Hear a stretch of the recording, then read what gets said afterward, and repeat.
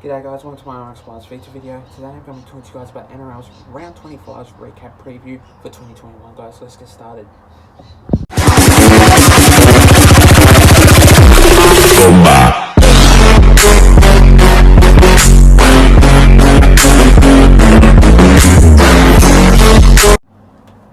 So starting off with this first game of this match, we see the Raiders going up against the Roosters. Now this game was absolutely totally professional.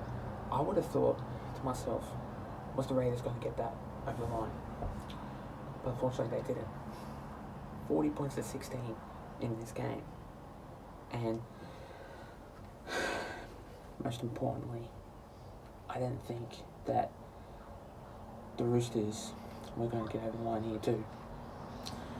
But it's either that decision, but luckily I did tip the Roosters, and they also got over the line by heaps margins, stuff like that. But yeah, it was a good credit to the Roosters. They are a really good side. Obviously, like with Drew Hutchison, he's a good player. Then you got like Sam Walker, he's a really good player also too. Then you got James Tedesco, like really good player again. Obviously Daniel Tupou, I haven't really seen him play a lot, but I heard that he's been pretty good. But yeah, like Raiders are obviously a really good team. I know there have been a couple of players out due to injuries and stuff like that, but what I can say about this game, I do like how the way the Roosters play really good football, and I know that they do really play really good football because like the Roosters, they just are a really good team, and you can't really say much more about them because they're like, I'd say the fourth hardest team to beat. But yeah, credit to the Roosters for making a really good win against the Raiders, 40 points to 16 in that match. The next game of that match, we see the Sharks going up against the Storm now. 28 points to 16, average scoreline. They have rested heaps of players out due to the finals. But in that game, obviously, they had quite a lot of young players going into that side. But which I did think that Nico Hines, he played really well in that game. He's just a really good player, and every single time he plays with the ball or anything like that, he just gets over the line like A to G. But what I can tell you about this game is like this match was pretty simple, and I obviously didn't think that if this match was going to go to plan, it was going to be a very good game. But it was just absolutely gentrifying that how the Sharks were going to get over the line, but going up against the Storm, this game was just didn't go as planned for the Sharks, and I feel so sorry for the Sharks because they are a really good team. But since unfortunately Shaun Johnson is going to the Warriors next year, Sharks won't have him, so that's going to be a big blow for the Sharks. But then also you got Nico Hines for the Sharks next year anyway, so that's going to be a really good buy for the Sharks anyway. But this match was just absolutely a killer by the Storm because they are a really top team, and obviously like credit to Addo Carr. I'd say Addo Carr did play, but he did do his hamstring injury, which I'm not too sure if it's this game or the last week's game that he played, but he did it in hamstring injury, so I'm not too sure. That may be confused, but anyway, credit to the Storm for making a really good win against the Sharks, 28 points to 16. The next game of that match, we see the Eels going up against the Panthers now. Okay, my Parramatta Eels, yes, they are a really good team, but without obviously like no Mitchell Moses, no Clint Gutherson, no Wonga Blake, no Dylan Brown. Things got a little bit embarrassing because I did go for the Penrith Panthers, yes, unfortunately, because if you are resting players, it's gonna really come down to the wire. That, say for instance, if the Penrith Panthers have Nathan Cleary, Jerome Luai, like Brent Naden, Dylan Edwards, all of them out, and the rest of the reserve grades in, they would have lost that game too. So that's another example of saying that the Eels are a really good team, but having those players out due to the finals, that was another example of us from the Melbourne Storm, like, embarrassing us. Like, that game was just absolutely appalling, but I did tip the Panthers in this game because I know for a fact that the Eels weren't going to win in this match. But I hate to think what this game has to offer, because obviously in this match didn't really go as planned, but luckily for the Penrith Panthers, they got over the line. Nathan Cleary and Jerome Luai are just one of the most best players in the game, and credit to them, they are really top players of their team. But yeah, 40 points to 16, that came out on the wire anyway. The next game of that match, we see the Broncos going up against the Knights. Now in this game, the Broncos, they played a really good match, and safe to say, Newcastle Knights, they are a really good team, but unfortunately though, they did lose in this game, which I didn't think that the Broncos would have had that game to a win. But yeah, what can you do? Like, the Broncos can win some games, yes, but then obviously, like, they are a really good team, but the Knights, they're just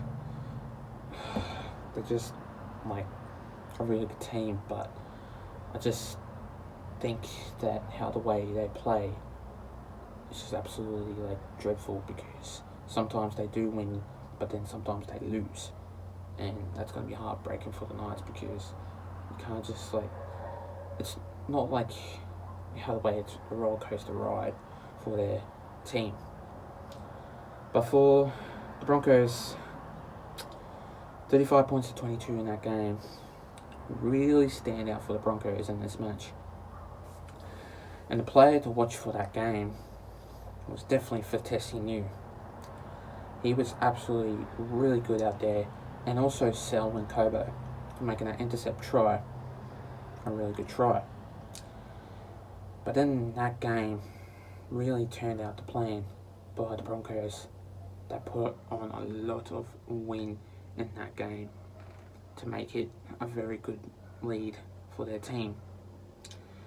But for the Broncos, I just thought to myself, I did tip the Knights, but I didn't think that the Broncos were going to win. But it obviously turned down to the wire and changed the preparation of that. So yeah, the Broncos, yeah, they made a really good win. 35 points to 22 in that game. The next game of that match, we see the Cowboys going up against the Sea Eagles. Now, in that match, 46 to 18. The Cowboys were just absolute sloppy, and I just think that how the way they played was just absolute dreadful. And mainly Sea Eagles, how the way they played too, were just absolutely killing it. And Jason Saab, also Tom Trbojevic, they played a really good game. And I safe to say, like, without no Tom Trbojevic, there's no Manly Sea Eagles. Like, Manly Sea Eagles, without no Tom Trbojevic, they would, like, struggle 50%. And, like, obviously without, like, other players too, that had to come down the wire, and, like, it would be struggling for them, because without no good quality players, they're just not a first grade team. And yeah, you have to think about that because Manly Seagulls are a really good team, but they were falling down a bit of a standstill. But then they came out on top, and they are just a top team. And how they were making it to the finals is just like wonderful. And usually, the Manly Seagulls are a really good team, but what can you do really? So this game was just absolute dreadful to see. Manly Seagulls beat the Cowboys in that game 46-18 in that match, and sad to say, I just think that in this match was just absolute dreadful for the Cowboys to get beaten by the Manly Seagulls in that match.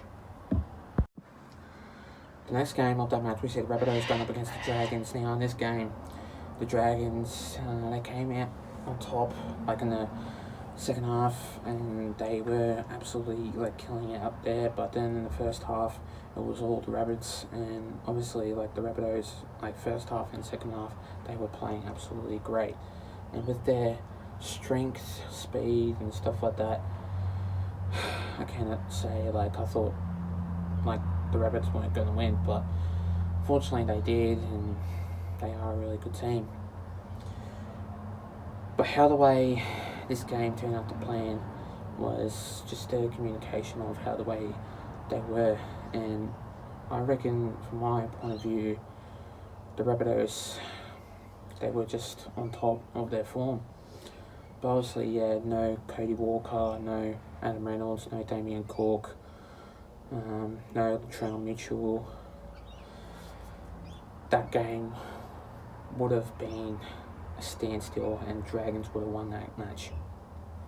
But since they only just won 20 points to 16 in that game, that match was just absolutely really like confusing, because I would have thought that in this game would have been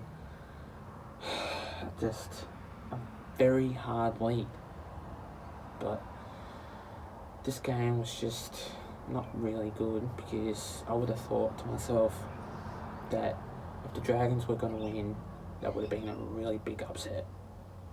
But obviously now it just came down to the wire, and honestly this game was just a very, very poor standstill.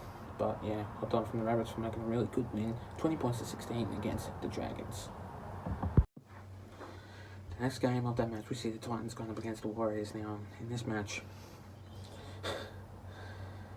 well,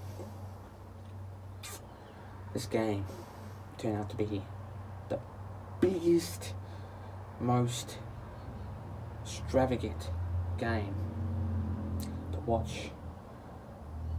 Matt Lodge and Jared Wallace having a go at each other. But then,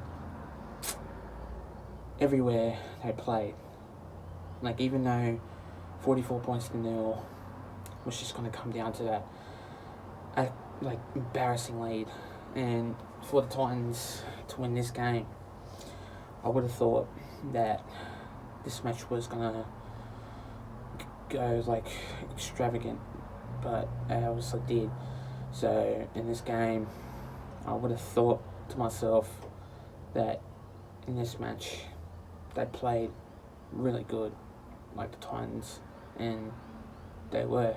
And the Warriors, since they had that embarrassing loss to the Titans, things didn't go as planned. And obviously with them, like, there was like, I think 2 or 3 brawls happened, because apparently, obviously there was frustration.